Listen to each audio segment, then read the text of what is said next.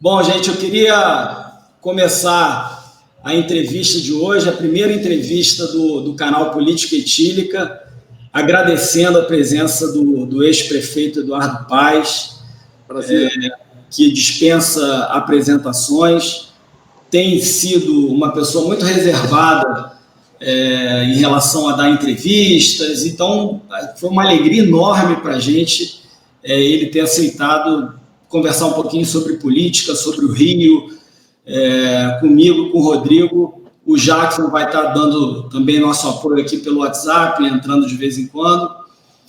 Vou apresentar o Eduardo, primeiro com as 3 grandes características que eu reputo ao Eduardo, né?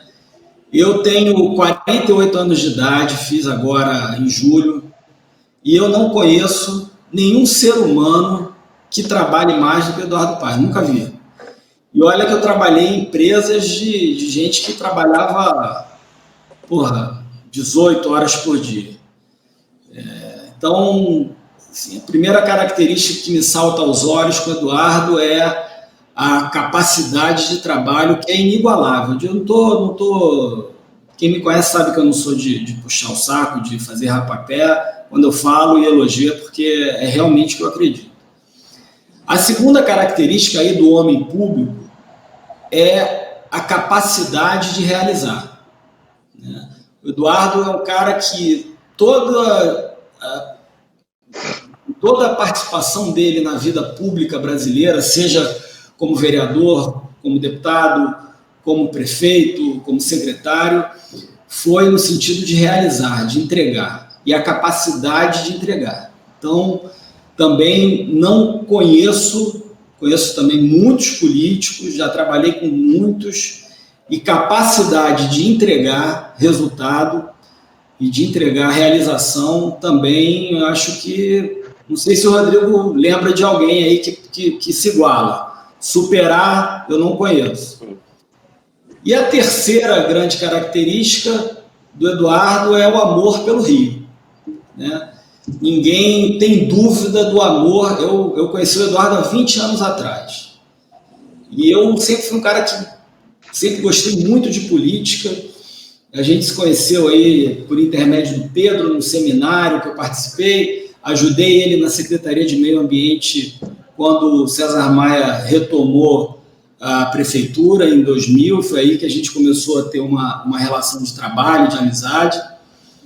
E o que me impressionou mais, eu já conhecia ele como subprefeito da Barra, o que mais me impressionou quando eu conheci o Eduardo é isso, quer dizer, o amor pelo Rio e pelo jeito de viver do carioca e pelas coisas do Rio, pelo samba, pelo Maracanã, infelizmente pelo Vasco da Gama.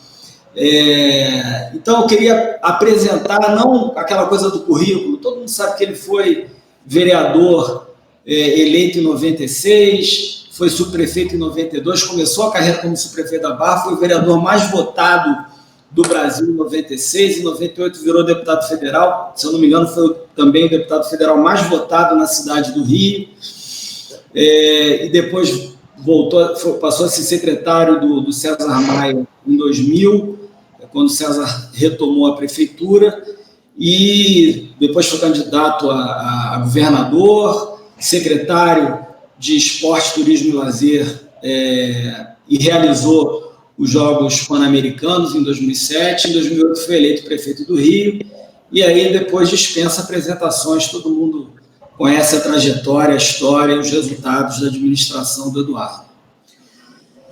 Rodrigo, faltou alguma coisa na apresentação?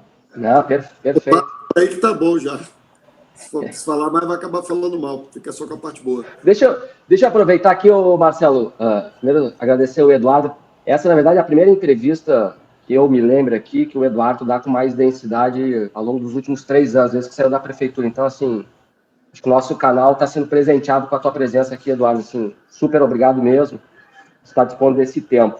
Mas eu queria contar uma observação aqui sobre o método do Eduardo de trabalhar. Eu fui candidato em 2012 na reeleição do Eduardo. Acho que essa história eu contei para ele, mas vou contar para vocês aqui que estão nos assistindo. Eu perdi a eleição. Perder a eleição é um negócio dramático, né? Dói demais. E eu tinha 2 convites. Um convite para trabalhar em Niterói, o prefeito à época, o Rodrigo Neves, E o Adilson Pires, que se elegeu vice com o Eduardo, me convidou para trabalhar na Secretaria de Assistência Social do município. E a minha filha tinha nascido em novembro, e esse convite pintou em dezembro. Aí eu pensei com a minha cabeça, eu já tinha trabalhado com o Rodrigo, e o Rodrigo é um cara cansado também, o Rodrigo é um cara que trabalha a beça. Aí eu fiz uma conta, a conta mais errada que eu fiz na minha vida. Eu pensei assim, eu vou para onde eu vou trabalhar menos. Aí eu pensei assim, entre o Rodrigo e o Eduardo, eu não conhecia o método do Eduardo, assim, vou para a Prefeitura do Rio. Cara, eu me lasquei, foram 4 anos de uma tortura, mas uma tortura positiva, daquilo que, enfim, ao fim de cada dia a gente se sentia muito gratificado de entregar alguma coisa de valor para a cidade. Foi um aprendizado extraordinário. Isso é uma das pessoas mais fantásticas de se trabalhar, então para mim foi um orgulho, um aprendizado enorme, Eduardo. Ter estado contigo aqueles 4 anos assim, magníficos na cidade do Rio de Janeiro. Só queria fazer esse parênteses aí, o cálculo político mais errado da minha vida. Bom, vamos começar perguntando. Rodrigo, você quer começar aí? Eu quero começar. Então, assim, Eduardo, você é uma das figuras mais malháveis que praticamente eu conheço, né, e com uma trajetória tão diversa no meio político. Você vem de uma família de classe média alta, você assumiu todas as posições possíveis na gestão, você é subprefeito, você foi secretário, você foi vereador, você foi deputado, foi 2 vezes prefeito da cidade, você consegue transitar da ação pública para o mundo privado com uma facilidade como poucos, e não transformar isso em lobby, que é o negócio mais extraordinário do mundo.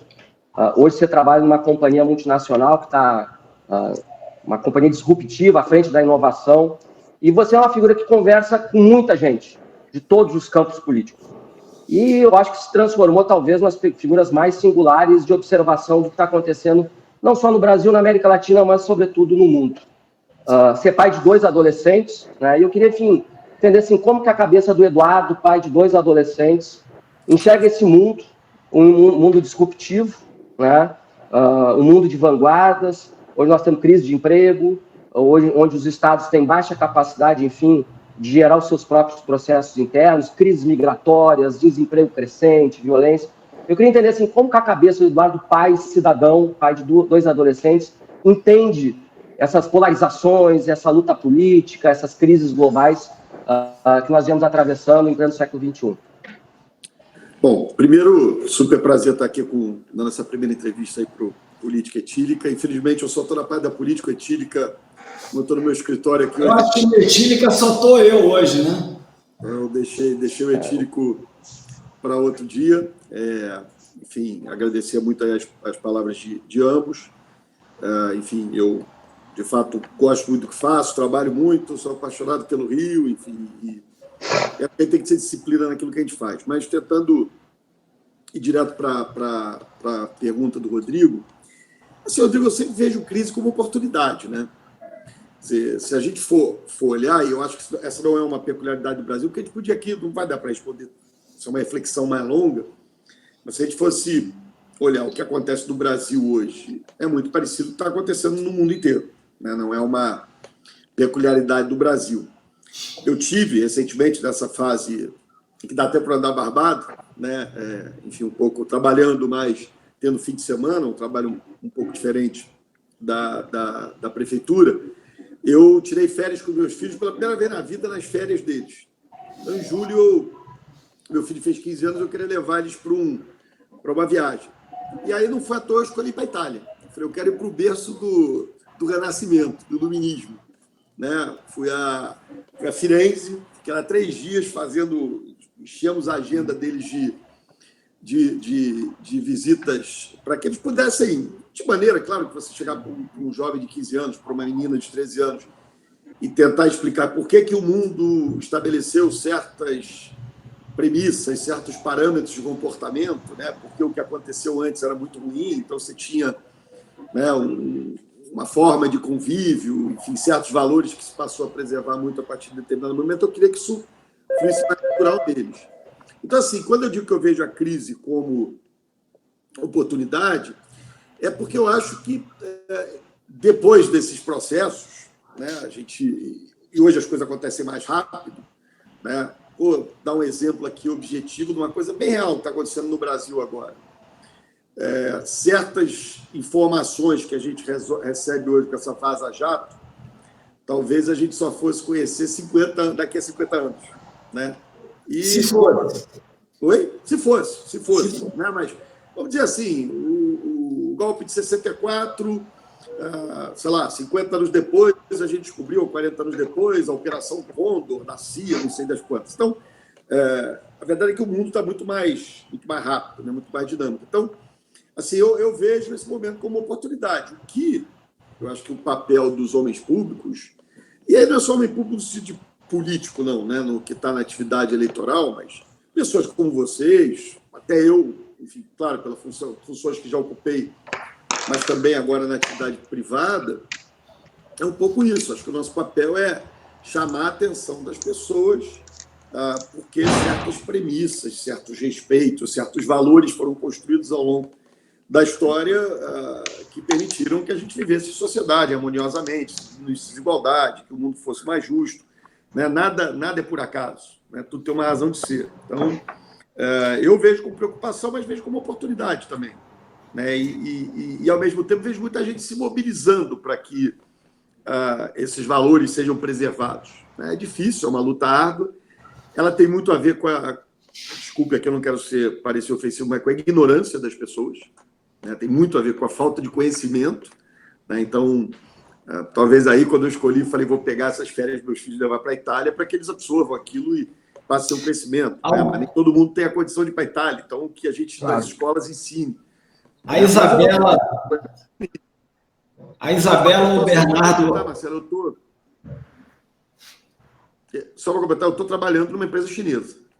A China é um país com as características que a gente conhece, não é uma democracia, enfim, característica ocidental, como a gente conhece, é um país muito interessante, né? Enfim, um sistema político diferente, mas é um país que cresce muito, que diminui desigualdade, que lida com uma circunstância muito especial. Quer dizer, eu estou vendo aqui do outro lado do balcão, como executivo dessa empresa, da BYD, eu estou vendo, por exemplo, esse momento geopolítico, né? O que acontece agora em Hong Kong. Exato. São momentos de transição, né? E que, enfim, esses conflitos eles acabam sendo naturais. Então, enfim, acho que é um momento interessante de se buscar alternativa, e todos nós que temos alguma voz, alguma capacidade de vocalizar, a gente tem a obrigação de falar. Que coincidência. Quando eu deixei de trabalhar na Prefeitura do Rio, em 2010, a primeira viagem que eu fiz foi para a Itália, com meus filhos. E lá também fiz Florença, fui a Assis, fui a Veneza. A Júlia, minha filha mais velha, resolveu ser arquiteta por causa daquela viagem. Então, eu tenho um carinho muito grande por essa viagem de família para a Itália. Mas eu queria pegar um gancho aí do que você falou, Eduardo, sobre as mudanças que estão acontecendo no mundo. E eu tive uma conversa longa com um amigo meu que está trabalhando, inclusive, na campanha do Bernie Sanders, nos Estados Unidos. Um cara que estudou comigo no mestrado. E a gente chegou à conclusão do seguinte, e tem a ver com o Renascimento e com a Itália. Eu acho que a gente está num momento na história civilizatória que ou a gente vai partir para um novo renascimento, né, um novo iluminismo, ou a gente vai cair na Idade Média. Eu tento ver a coisa sempre como analista, né, e não como torcedor. É óbvio que eu torço para que seja o iluminismo. Eu torço para que o mundo perceba que muita coisa foi construída ao longo dos últimos, principalmente depois da Segunda Guerra Mundial, até a década de 70, 80, de acesso a bens de consumo, das pessoas terem melhorado de vida, as famílias, principalmente no mundo desenvolvido, e hoje, na Ásia, essas mudanças, elas se repitam no mundo todo, inclusive na América Latina, né, que é o foco do seu trabalho hoje, como vice-presidente do BID para a América Latina. Como é que você está vendo a América Latina nesse momento? Os países que você visita politicamente, economicamente? Assim, você tem experiências muito interessantes, né? A Colômbia é um caso interessante de uma estabilidade política, de um...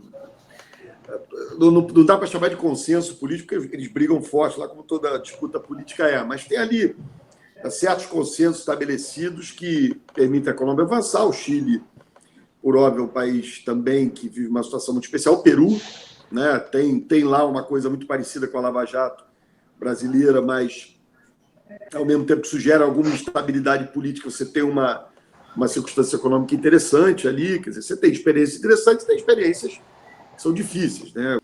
Da votação lá, quando você vai olhar para a situação do México. O México, eu diria que o país mais complexo desse que eu pude conviver agora é o México, né? Enfim, acho que as instituições do México não se fortaleceram ainda nem perto do que, por exemplo, se desenvolveu no Brasil.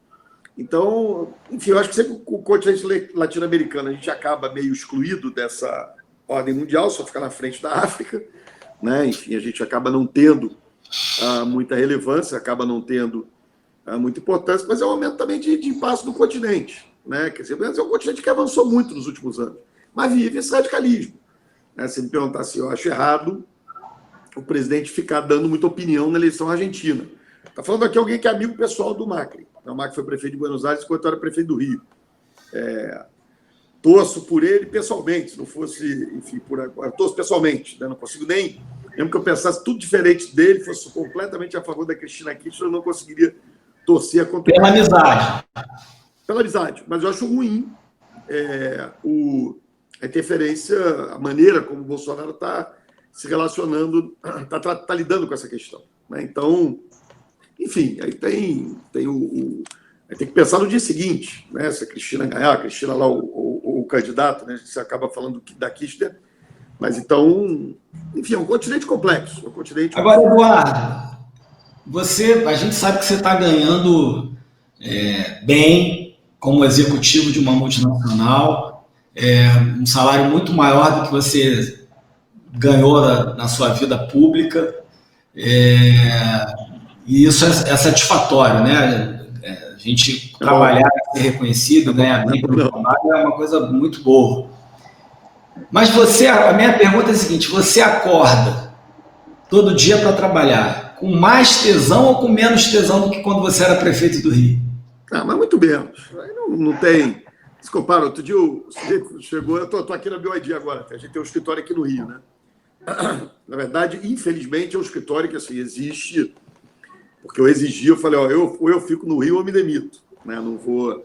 Porque, na verdade, eu passei um ano morando em Washington, trabalhando no BID também, que é o Banco Interamericano de Desenvolvimento, e no meu contrato lá, a ideia era que eu fosse cuidar da América Latina a partir de Los Angeles, que é onde fica a empresa nos Estados Unidos. Mas não havia essa possibilidade, eu falei, eu me demito, só fico se eu puder abrir um escritório no Rio. Então, eu viajo muito, né? Mas assim, outro dia alguém me perguntou, você está feliz? Eu falei, estou, mas eu preferia muito mais estar enfrentando os problemas de segurança pública do Estado do Rio, né? Eu preferia muito mais estar enfrentando a crise fiscal do Estado do Rio. Eu preferia muito mais estar enfrentando os desafios com a Assembleia Legislativa, né? Quer dizer, isso para mim me daria muito mais satisfação. É um pouco isso, quer dizer, eu acho muito bom ganhar um bom salário, não estou reclamando, não, estou adorando, viajei agora, enfim, tenho... mas a gente está falando em português, não está falando em chinês, está tranquilo. Enfim, tenho aproveitado bastante, mas, assim, é óbvio que a minha vocação, aquilo que me... Eu brincava com uma coisa quando eu era prefeito do Rio, eu dizia o seguinte, eu me beliscava todo dia, falava, caramba, eu sou prefeito do Rio, é verdade. Tinha esse sentimento, né? Eu acho que esse negócio do cargo eletivo, quando a pessoa se candidata, a gente enche o saco dos outros, né? Aquelas cenas patéticas, né? De subir na caçamba de um carro, ficar dando tchauzinho para os outros, ser xingado, ficar dando tchauzinho sorrindo, enche a paciência dos outros, entra na casa, faz comercial de televisão. Aí o sujeito ganha a eleição, parece que ganhou um peso nas costas, né? Fica com a cara ruim, começa a sofrer. É melhor não ser candidato. Então, eu sempre tive muito prazer de ter os mandatos que eu tive, e o de prefeito do Rio me deu muito orgulho, né? Como eu teria se eu tivesse sido eleito governador no ano passado, estaria dando tudo de mim, muita energia. Um pouco essa história que eu comentei. Hoje em dia eu tenho fim de semana, né? Tenho sábado tem domingo. Trabalhando muito, viajando. Essa semana é uma das poucas semanas que eu estou inteira no Rio. No mínimo, eu vou para Campinas, onde a empresa tem uma fábrica. A semana que vem, para segunda, eu estou indo para Colômbia, fico a semana inteira. Na outra, eu estou indo para Peru, fico a semana inteira. Fim de semana, eu estou sempre de volta. Mas, enfim, é óbvio que o prazer da vocação pública, de mudar a vida das pessoas, é incomparável. E cuidar do Rio, então, tem que se sentir honrado. Marcelo, A cidade é muito especial, né? Não dá para não se sentir honrado com isso. aproveitando aí o gancho, trazendo para a paróquia, Eduardo, você foi prefeito por 8 anos, né? Tido como, talvez, se não o melhor prefeito da história do Rio. Né? Uma pergunta que eu não poderia deixar de fazer aqui. Em 8 anos, evidentemente, que você já deve ter feito o seu balanço, né? Do que foi o seu governo, o legado que deixou. Enfim, o que você não faria de novo? E o que você gostaria de ter feito e não fez? Olha só, a gente fez tanto, né? Eu trabalhei tanto, me dediquei tanto, que você faz essa reflexão, né? Claro. Sempre quando alguém perguntava isso na época que eu estava na prefeitura, eu dizia, eu deixo para os adversários já encontrarem os defeitos, eu não vou... Né? Mas assim, eu vou falar mais macro. Uma coisa que eu não faria, que eu teria mais cuidado, é que eu não faria, eu teria mais atenção, né? Até porque eu tenho uma certa conta disso, por exemplo, as minhas relações com os diferentes níveis de governo, que foi uma bandeira muito forte minha, eu teria tido mais cuidado para que elas não se confundissem com outras coisas que não relações de governo. Né? Eu sempre me dei bem com os 3 presidentes que eu tive, Lula, Dilma e Michel Temer, e, de certa maneira, com os 3 governadores que eu tive, o Cabral, o Pezão e o Dornelles, né? Que ficou ali um período importante também no meu governo como governador do Estado. Né? É curioso, porque as pessoas que, na época, votaram em mim ou me elogiavam pela parceria são as mesmas pessoas que hoje falam assim, eu não voto em você pela sua relação ali atrás, você votou em mim. Interessante isso. Agora você não vota por causa disso também. Quer dizer, então você tem, talvez eu não tenha tido a experiência, a frieza para ter tanta, né, ter esse olhar ali, ter mais capacidade de dizer, olha, isso aqui não vai tanto porque se em algum momento pode parecer outra coisa, né? E tem outras coisas, sei lá, você me perguntar assim, eu aturei dirigente olímpico demais, mais do que devia. Né? Eu me lembro de um dirigente que o secretário executivo de uma federação dessa veio visitar, pediu uma audiência com o prefeito. Eu tinha que fazer sala para essa gente o tempo todo. E aí eu me lembro, o cara tinha ido visitar o Engenhão, não sei se era atletismo, mas alguma coisa dessa. Ele tinha ido visitar o Engenhão. E eu voltei e falei, bom, ele vai trazer aqui os problemas do Engenhão, para tomar perto da Olimpíada já. E ele... Acho que eu nunca contei a história, que o sujeito veio reclamar do tamanho da privada da suíte presidencial do César Parque. E, enfim, o presidente dele era meio grandão. Enfim, eu tenho que tratar daquele negócio, a vontade de você mandar para aquele lugar, mas... E também um fenômeno curioso, né? Porque num evento como a Olimpíada, evento internacional assim, a imprensa acaba sendo muito usada por esses personagens, eles falam o tempo todo, não estamos satisfeitos, aí você apanha horrores no seu país e a população te cobra também, porque você tinha que estar deixando o cara feliz. E nem sempre o que ele está pedindo para você é bom para o seu país. Né? Só que eu conto 1000 exemplos, sei lá, eu me lembro uma discussão que tinha sobre um segundo subsolo no velódromo, um negócio de bicicleta do Rio. Eu falei, mas vem cá, para que 2 subsolos?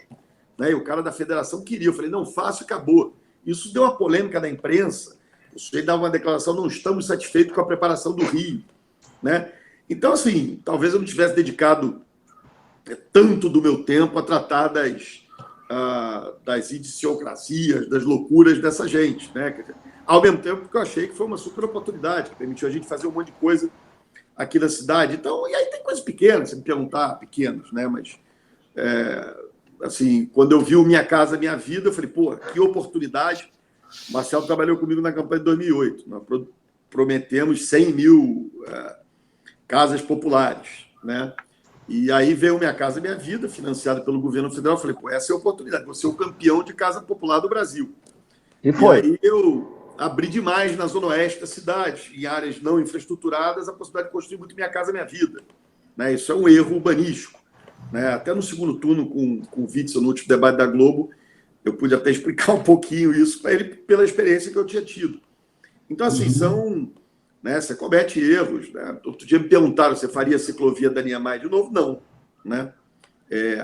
E não faria só porque era acidente, não, mas se tivesse pensado melhor, aquilo é uma área que tradicionalmente a linha mais tem deslizamento, estamos vivendo esse drama aqui, até se descobriu a Transcrivela hoje, né? Serve lá para o prefeito, cada um tem a trans que merece, mas o deslizamento da encosta da linha mais tem mar do outro lado, né? Uma ciclovia na Barra normal, na praia, caiu semana passada, né? Por quê? Porque quando tem o mar, a ressaca vem, então, assim, tem muita coisa, mas eu assim, tendo a achar e que o saldo é positivo, tenho muito orgulho daquilo que a gente fez. Acho que a gente realizou muito. Uma coisa, né? Eu acho que quem não faz não erra. E a gente fez muito, né? Eu nunca tive medo de realizar, de tocar a vida, de vamos em frente. É óbvio, né? Que você... Não, e de fazer grande, né, Eduardo? Eu acho que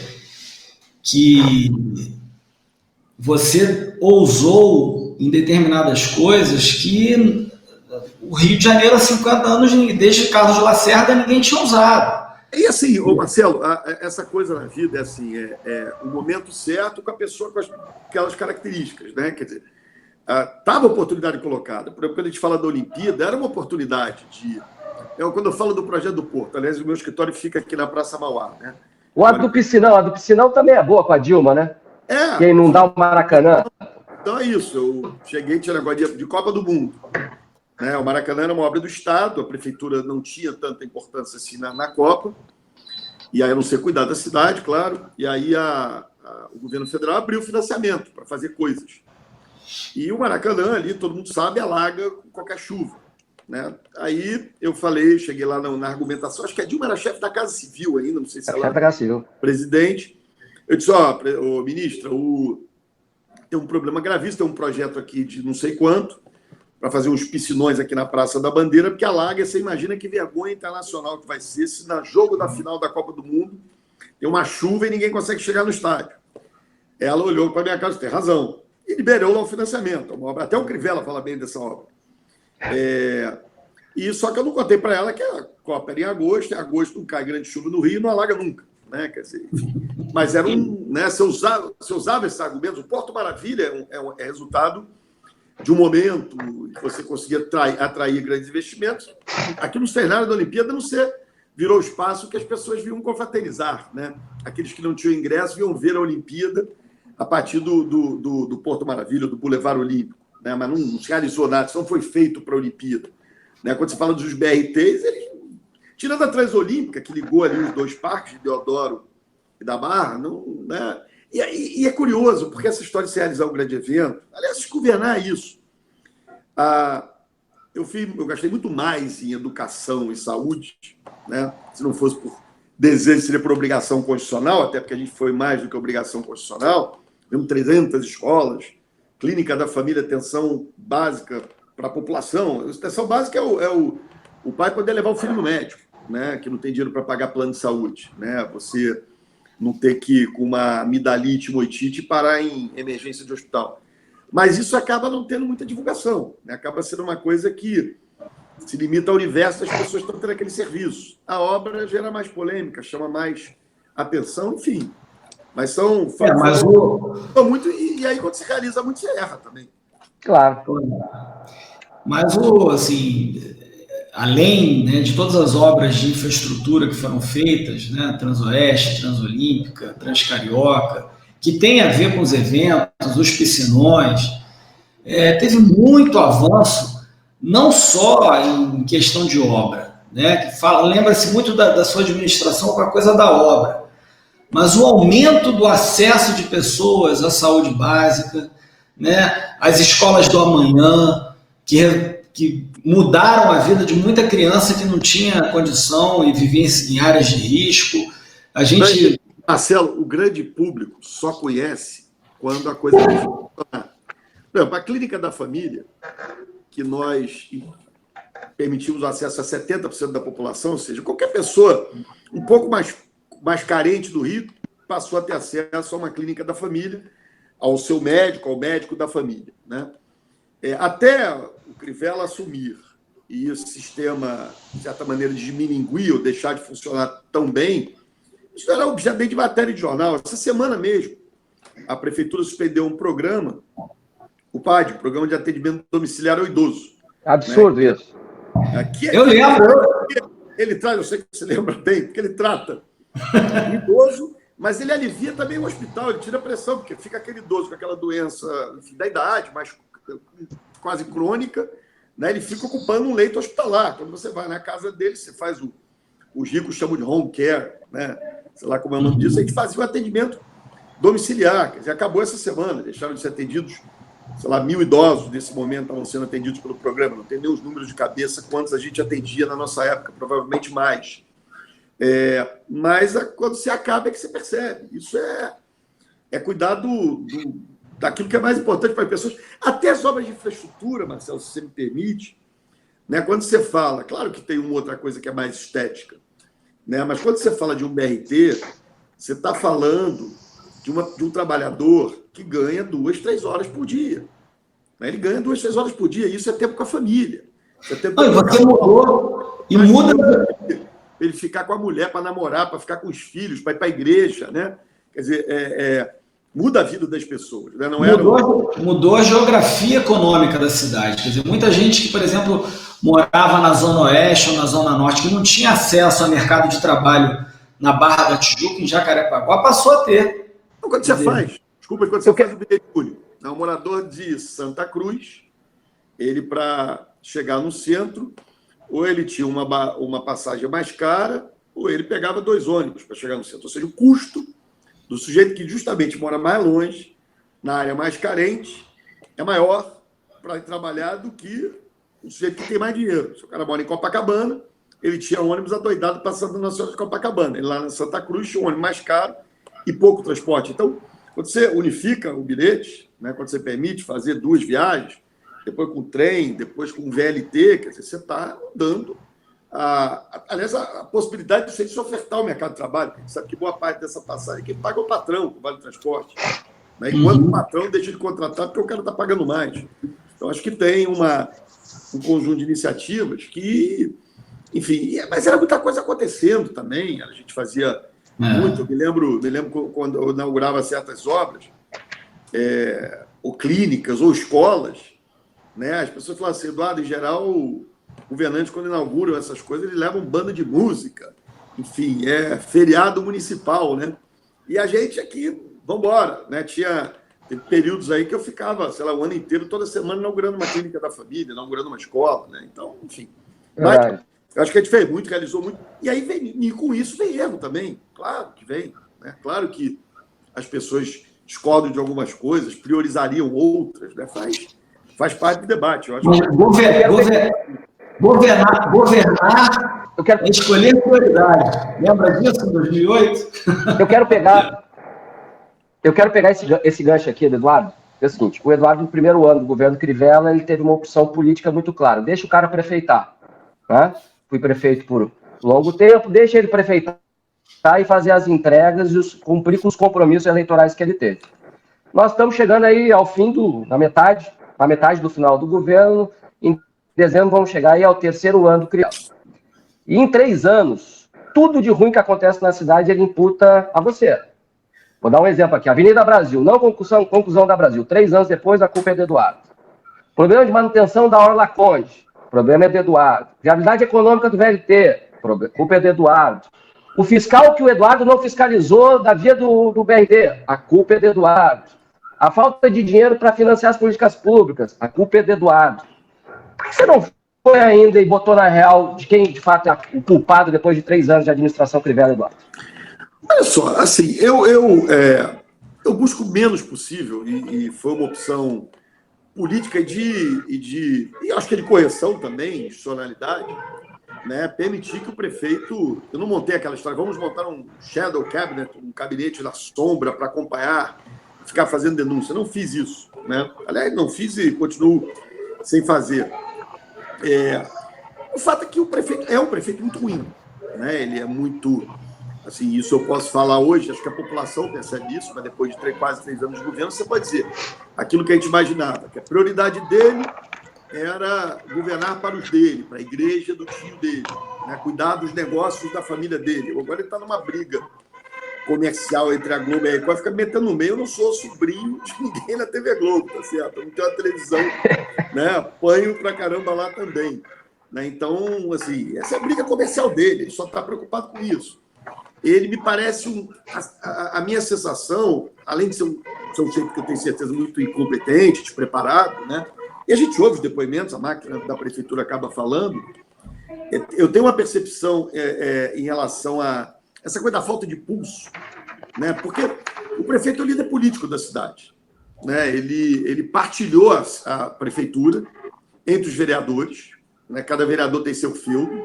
Por que eu assumi as responsabilidades de nomear os secretários e, ao mesmo tempo, tratava com muito respeito o papel de representante do vereador, do seu eleitor, da sua comunidade, do seu bairro, da sua região?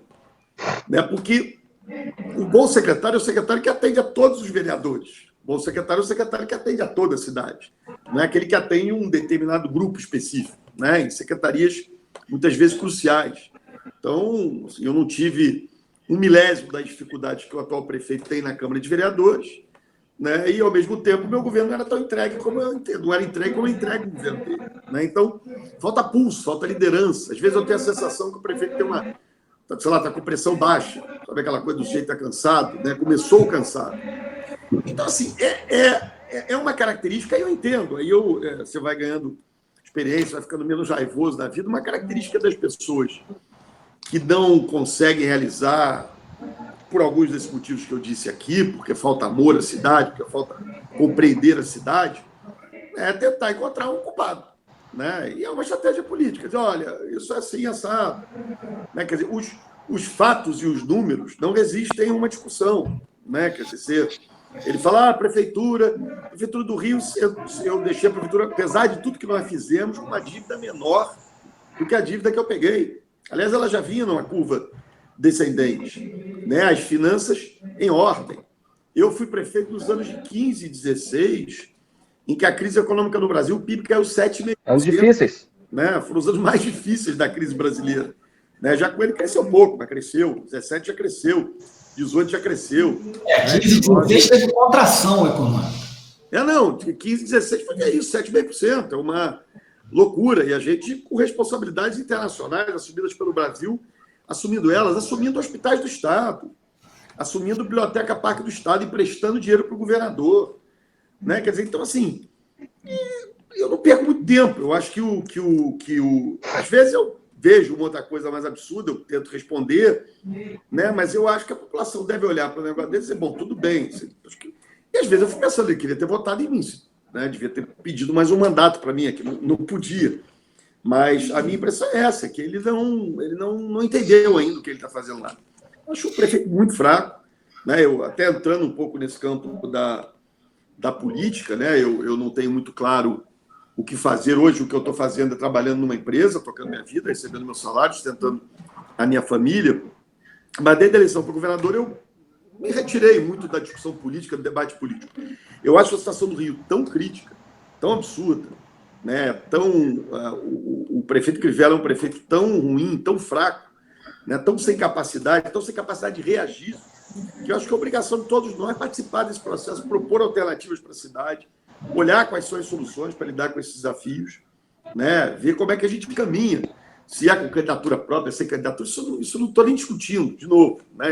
Inclusive, no meu contrato, né? Eu tenho um contrato de mais de 2 anos, tenho um contrato, na verdade, só de 3 anos, com sanções, com multa se eu não cumprir o contrato.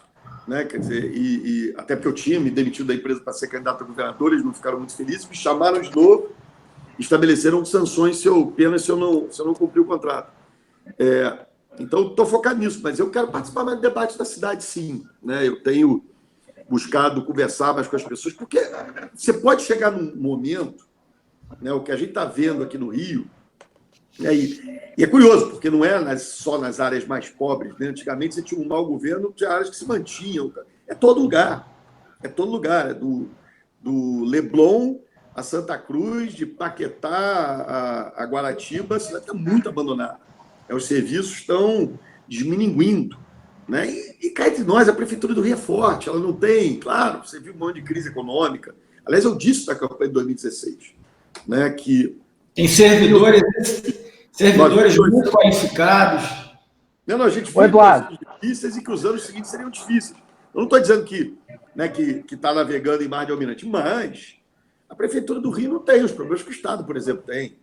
Né? Tem uma dívida, aí podíamos ficar aqui falando de números, tem uma relação dívida com a sua receita bruta, receita corrente líquida, sei lá como é que essa relação se dá, que é baixa, comparado, inclusive, com outros municípios.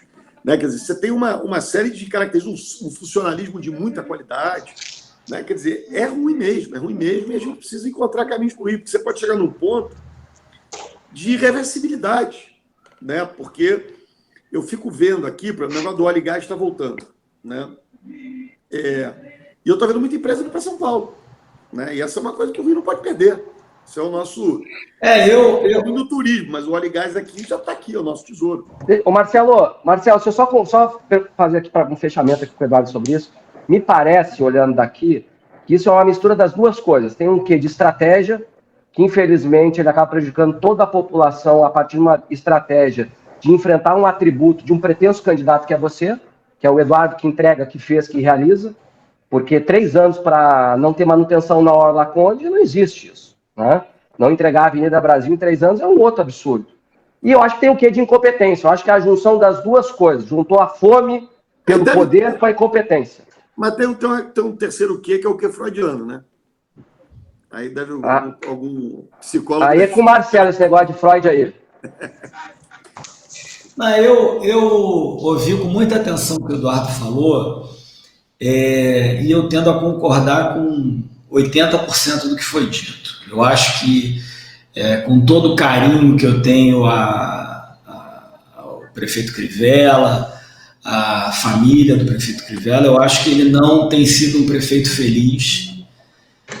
Né? E eu vou fazer um paralelo rápido. Vocês sabem que eu sou flamenguista, fui, inclusive, dirigente do Flamengo durante um tempinho. E eu lembro quando entrou a administração Bandeira, era aquela história. Não, porque a Patrícia Amorim, que tal, primeiro ano a gente tem que arrumar a casa, depois vão ver os títulos. Não vieram os títulos no segundo ano. Terceiro ano, não, a gente ainda está sofrendo, está arrumando a casa, tinha muito problema e tal, mas agora vamos ver nada. Aí veio o segundo mandato. Conseguiu se eleger com esse discurso que, na minha opinião, assim, era uma coisa inacreditável. E durante os 3 anos seguintes não vieram os títulos ao meu querido Flamengo. Então, assim, eu acho que há um tempo que realmente você pode... culpar de administrações anteriores, erros, mas há um tempo, e a população sabe disso, né? A população sabe, olha, você tem um cara que está fazendo uma obra na tua casa, fala, olha, o cara que construiu a tua casa fez um monte de besteira. Aí você contrata ele e fala, olha, em 6 meses eu vou resolver as besteiras que o cara fez. E aí passa-se 2 anos e a obra continua ali e não dá resultado. Então, eu acho que o Eduardo tá correto nas avaliações dele, assim, me dói isso, porque, como vocês sabem, eu participei da campanha do prefeito Crivella, tenho amigos, tenho carinho até por ele, como pessoa, mas eu acho que existe gente... Aliás, aqui também não tem nenhuma crítica na física, né? Exatamente. Eu acho, Eduardo, que tem gente que nasceu para o parlamento, e tem gente que nasceu para o executivo. Você é um cara que nasceu para o executivo. Você teve uma carreira destacada na Câmara dos Deputados e tal, mas você nasceu para executar, para realizar. E tem gente que nasceu para discutir o país, discutir o Estado, discutir a cidade, trazer ideias, mas não tem capacidade executiva, né? E isso diferencia. E eu acho que a população, por mais que as pessoas a população percebe, a população entende. E num cargo de prefeito, isso é muito mais importante ainda. Porque você está tratando, ali, é do buraco, é do poste, é do asfalto, é da ajuda na comunidade para ter um acesso ao lazer. Então... Eu ouvi os dois aí, o Rodrigo foi duro aí na crítica, o Eduardo falou dos pontos dele, mas eu concordo aí com os dois. E é isso, eu sinto, e é isso que a minha pergunta para o Eduardo agora é exatamente essa. Qual é o sentimento que ele tem em relação a uma das coisas que ele mais ama na vida, que é o Rio de Janeiro? De ver o Rio nesse estado. Né? Aí eu não estou falando do político, não estou falando do racional, estou falando do coração. O que você sente em ver o Rio? Aí é tristeza, né? Você fica com tristeza, porque assim, aquela história eu passei, né? A gente passa, o Crivella vai passar, né? Enfim, outros prefeitos virão, né? Mas a cidade está aqui e é o que eu estava dizendo aqui, alguns desses erros que vão se cometendo, eles vão quase gerando, não quero perder a esperança aqui, o Rio tem muita possibilidade, muito potencial, mas algumas coisas quase irreversibilidade. Então, você vê a cidade completamente abandonada, né? Motivo de chacota, incapacidade de articular, incapacidade, não estou nem só dizendo a coisa da gestão, não, incapacidade de articulação política também, de atrair investimentos, de fazer com que as coisas venham para a cidade. Quer dizer, eu olho esse cenário hoje, uma cidade arrasada, capital humano, cidade é feita de gente. O que importa são as pessoas que estão indo embora, né? Para São Paulo, para o exterior. Enfim, São Paulo é um absurdo, quantidade de gente qualificada que a gente perde, de quadro humano. E que tinha havido uma reversão na época que você foi prefeito, né? Esse fluxo tinha dado uma revertida. Eu lembro. Eu acho que o que a gente está vivendo aqui é muito triste. É aquela história, esse lugar que eu nasci, aqui que eu quero ficar, aqui que eu vou ficar, aqui que eu quero que meus filhos fiquem. Né? Imagina a tristeza de imaginar que um filho meu, quando entrar no mercado de trabalho, pode querer ir para São Paulo. Né? Eu vou ver ele uma vez a cada mês, depois uma vez a cada bimestre, depois uma vez a cada trimestre, 2 vezes por ano. Enfim, porque não mora na mesma cidade que eu. Então, eu tenho na minha família, eu tenho um irmão que mora em São Paulo, né? Eu sei o que isso significa. Irmão é sempre irmão, mas mora em outro lugar. Então, o Rio está vivendo um momento muito difícil. Né? Tá. Rodrigo, eu vou pegar um gancho da sua pergunta e vou mencionar um texto que eu li essa semana do Roberto Medina, lá do Rock in Rio, da Artplan, etc., em que eu acho que ele foi muito feliz falando sobre o Rio, sobre a necessidade urgente do Rio ser tratado com mais profissionalismo e responsabilidade. E ele fala muito do turismo, e ele teve a sensibilidade de falar, olha, a gente tem que juntar a responsabilidade e o espírito da esquerda, do ponto de vista de melhorar a vida das pessoas, social, né, de melhorar a vida dos mais pobres, de cuidar dos trabalhadores, com a capacidade de gestão que a direita normalmente tem, né, que os partidos de direita têm. Então, eu estou fazendo esse adendo, porque eu acho que o Eduardo pode falar sobre isso, sobre a recuperação da cidade, a questão da economia, etc., porque eu acho que ele tem as duas coisas. Ele tem o espírito, né, o investimento que ele fez na Zona Oeste, na Zona Norte, de priorizar essas áreas mais pobres e, ao mesmo tempo, embutir mecanismos de gestão empresarial dentro da prefeitura, com acordo de resultados, etc. Então, só estou botando uma azeitona aí na tua empada. Eu sou o que se convencionou chamar hoje de isentão, não é isso? O cara que não é de esquerda nem de direita virou isentão, né? Enfim, é que nem sabão. Se você não é radical hoje, você vira isentão. Então, eu sou um isentão. Porque é curioso esse negócio. A última eleição eu virei comunista. Passei a vida inteira sendo chamado pela esquerda de direitão e na última eleição eu virei o comunista. Então, assim, eu estou nessa característica assim, acho que eu gosto muito de resultado. E a gente está falando de uma cidade, então, né, a vida da cidade, não tem jeito. Né? Quer dizer, a vida das pessoas na cidade, você tem que governar para o mais pobre, não tem. Né, é um pouco aquela história: você tem 3 filhos, você ama todos os 3 iguais, mas você dá mais atenção para aquele que tem mais dificuldade na escola, para aquele que é mais tímido, você dedica mais tempo, óbvio, né? E é assim que tem que ser. Então, eu acho que governar é isso. E, ao mesmo tempo, eu concordo com o Roberto, aliás, um grande empreendedor brasileiro, mas com um foco voltado para o Rio, né, que é isso. Você tem que ter esse olhar sensível, humano, para o drama das pessoas, mas, ao mesmo tempo, não é só isso, porque você vai Tem que ter um dia que aquela coisa, o buraco tem fundo, o poço tem fundo. Né? Tem que estabelecer prioridade, não há recurso para tudo. Há recurso para muita coisa, mas não há para tudo. Né? Então, eu acho que é um pouco misturar essas coisas mesmo. E o que a gente buscou fazer na prefeitura era isso. Né? Meta, acordo de resultado, secretários qualificados, profissionais, eram todos não. Né? Alguns eram ruins, inclusive, enfim, me decepcionaram aí na sua conduta. Mas acho que a gente conseguiu montar ali um time que... e tem mais, uma coisa importante, que é dizer para a população onde você quer chegar. Né? Olha, quando crescer, ou daqui a 4 anos ou daqui a 8, eu quero estar em tal ponto. Me fiscaliza aí, por favor. Isso faz um processo importante, uma vivência importante. Né? Então, deixar isso muito claro durante o processo eleitoral, mais claro ainda quando assume o governo, quer dizer, são conceitos importantes. E que eu acho que é isso, tem que misturar. Acho que o governante moderno, o bom governante, pensa nisso. Eu acho que o debate hoje não está nem direita e esquerda, acho que está um pouco mais nessa história, civilização contra... barbárie. Barbárie, né? Aquela coisa obscura, o iluminismo contra a coisa obscura. Quer dizer, eu acho que esse é o principal debate hoje. É isso aí. Eduardo, a gente está estourando aqui nosso tempo, queria te agradecer. Sei que você tem uma reunião. Eu quero fazer um pinga-fogo com ele, ô Marcelo. Deixa eu fazer um pinga-fogo com ele. Vai lá, Rodrigão. Ele Respostas rápidas. Vamos lá. É rápido. Vai lá. Essa é para criar crise. Se você não fosse portelense, qual escola você torceria? Vila Isabel. Eita! Depois do Caxembeiro.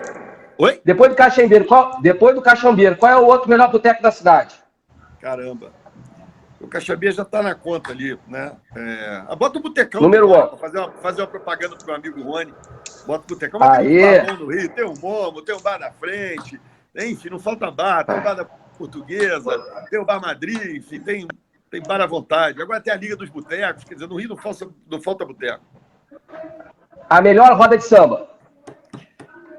Acho que tem muita roda de samba. Eu gosto da Tia Doca. Assim, apesar de eu achar o Moacir, que aliás acabou, não percam o último samba do Moacir Luz, tá no YouTube aí, é uma coisa linda, aquele que você se apaixona na primeira vez que você ouve. Mas então eu ia homenagear o Mo aqui com o Samba Trabalhador, mas bota a Tia Doca lá na minha querida amada Madureira. Para fechar, o colunista que você sempre lê quando você acorda nos jornais. Eu acho barato a coluna do Joaquim às segundas-feiras do Globo. Né? Então não dá para ler todo dia. É o Joaquim Ferreira dos Santos. Porque ele tem uma carioquice, né? Uma leitura da cidade, um pouco dessa coisa, a coisa quase caricata do Rio que a gente sonha, aquela impressão que a gente tem do Rio, que a gente sabe que na realidade não é só isso, mas o Joaquim tem uma capacidade de traduzir isso fantástica. Então, uma vez por semana, eu adoraria que fosse diário, né? Mas assim, é o cara que me dá prazer ler, falando sobre as coisas do Rio em geral. Bom, gente, eu queria agradecer ao Eduardo de novo. É a nossa primeira entrevista no canal, é uma entrevista de peso, um dos políticos mais talentosos e hoje um dos executivos, não vou dizer chinês, né, mas um dos executivos de empresa chinesa que tem dado muito resultado. Semana passada, Eduardo, todo o programa a gente termina com uma música. E eu anunciei que você seria o próximo entrevistado. E a música que eu coloquei foi uma música da Marília Mendonça, Saudade do Meu Ex. Nossa, olha. Em homenagem aos seus eleitores. Então, hoje, eu vou colocar outra música de uma pessoa que eu sei que você tem um carinho enorme e de um lugar da cidade que, apesar de você ter nascido no Jardim Botânico, ter sido criado na Zona Sul, talvez seja o lugar que você tenha mais carinho e que a população tenha mais carinho por você, por tudo que você realizou. E especialmente por esse compositor.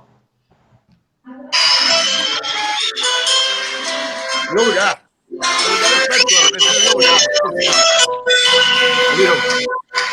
Obrigado, Eduardo. Obrigado, Eduardo. Tamo junto. Valeu, abraço. O meu lugar é caminho de Ogum e Ançã. Lá tem samba até de manhã, uma ginga em cada andar. O meu lugar é cercado de luta e suor, esperança num mundo melhor e cerveja pra comemorar. O meu lugar tem seus mitos e seres de luz, é bem perto de Oswaldo Cruz, Cascadura, Vaz Lobo, Irajá. O meu lugar é sorriso, é paz e prazer, o seu nome é doce dizer, Madureira.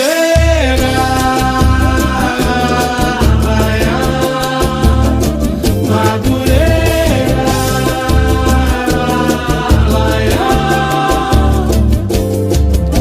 o meu lugar é caminho de algum Iansã, lá tem samba até de manhã, uma ginga em cada andar, cada andar. O meu lugar é cercado de luta e suor, esperança no mundo melhor e cerveja pra comemorar.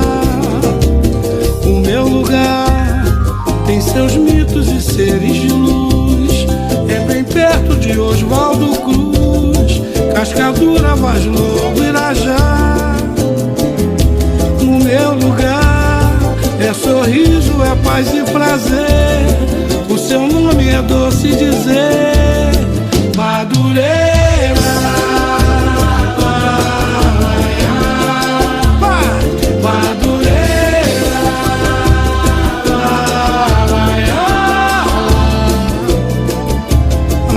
Que lugar a saudade me faz relembrar os amores que eu tive por lá. É difícil esquecer doce lugar que é eterno no meu coração, e aos poetas traz inspiração pra cantar e escrever. Ai, meu lugar, quem não viu Tia Eulália dançar, o Maria o terreiro benzer, e ainda tem jongo à luz do luar.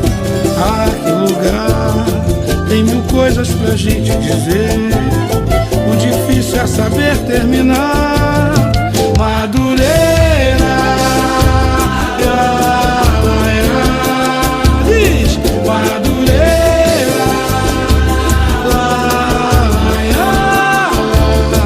Madureira, em cada esquina um pagode, um bar. Em Madureira, Império e Portela também são de lá.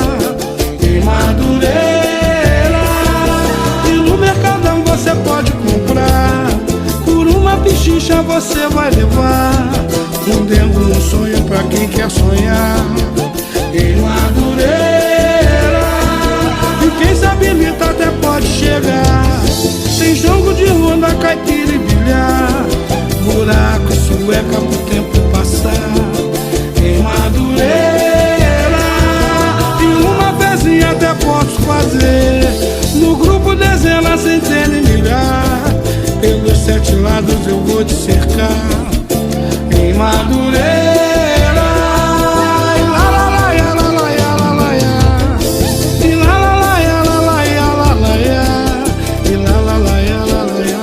diz aí, gente. Em Madureira,